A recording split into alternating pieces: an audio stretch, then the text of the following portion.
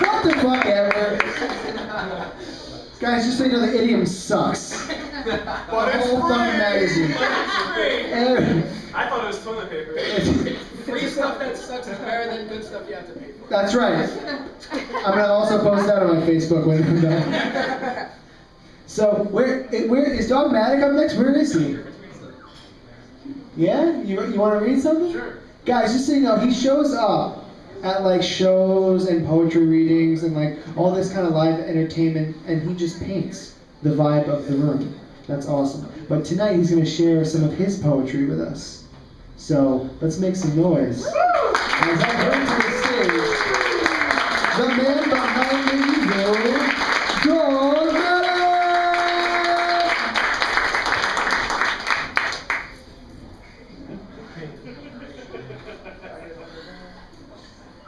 Somebody obviously saw that episode. Or if they didn't, they're at least laughing about it. I was told this is titled for jaw harp and saxophone. I don't know why. He was a strange person. I should be sweeping out the dead leaves from the corners, mourning another season gone, breathing in dreams, decaying under leeward piles. Memories of fleeting smiles curled up with the potato bugs and slugs, clinging to that last warm shelter before the north winds rallied to their southern pilgrimage. It would seem a better plan to just chop down all these trees so they just stop burying me every fall. But then where would I hide when the summer suns decide to blind me again?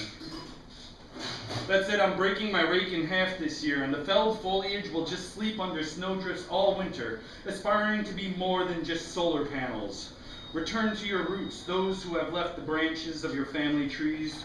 Climb and be reminded of your histories. Find out how all this came to be. Create objects knowing that they will dissolve. Instigate projects with the intent to disband, constantly growing, though content not to expand. Write down words that you plan to forget. Take pictures that can never be developed, forever climbing, though happy right where you stand. Take flying leaps off skyscrapers and never land. Burn the bridges and rise from their ashes. Pluck out your eyes despite your lashes. Your blind side will find the truth. With a kind ride through your youth, sifting these unhistoric documentations of steep mental explorations, I find lost muses, gone too long unused, and now that I have learned how to tend my garden, there are some dead leaves which should be swept away, so the freshest shoots can come through and perhaps blossom into a brand new day. Thank you.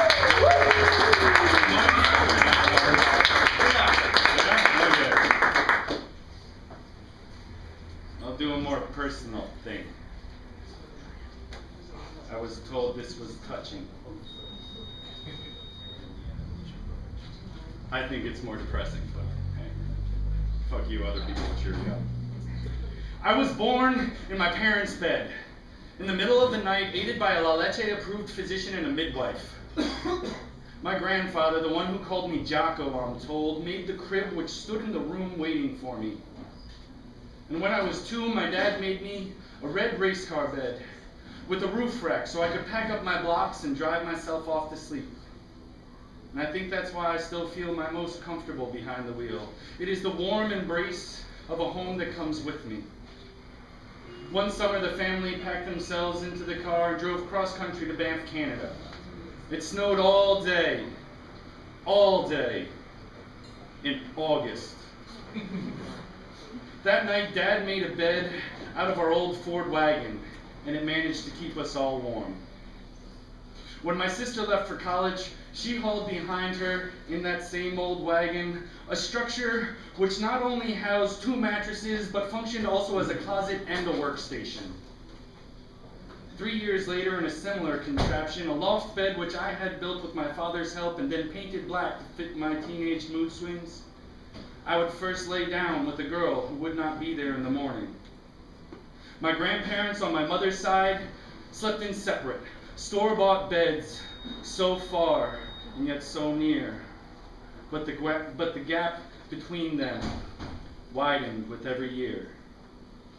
When I got married, I slept in a bed on credit I didn't have, building a debt that I could never pay.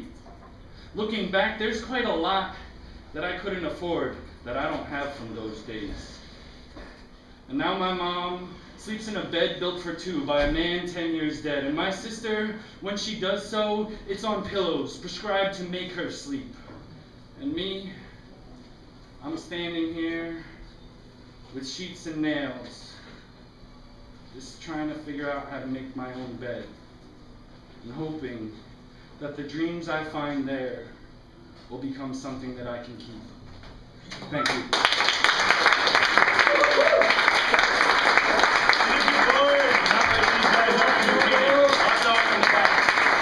Dogmatic, ladies and gentlemen. And just so you guys know, he does have all of his paintings on display in the back room. If you want to go take a look, feel It's free like anytime. 20% back there. It's like what? That's like 20% of my work. Okay, that's only 20%. Thanks for calculating the percentage of it. Like they You did. said all! Probably 23 actually. You know? I don't want It's roughly 1/4 of my work is displayed in the back of the room. Yeah. You know. The rest of it's in my bathroom. Yeah. In the bedroom, in the basement, in the attic. Yeah, get back to us on those final numbers when you get figure it out.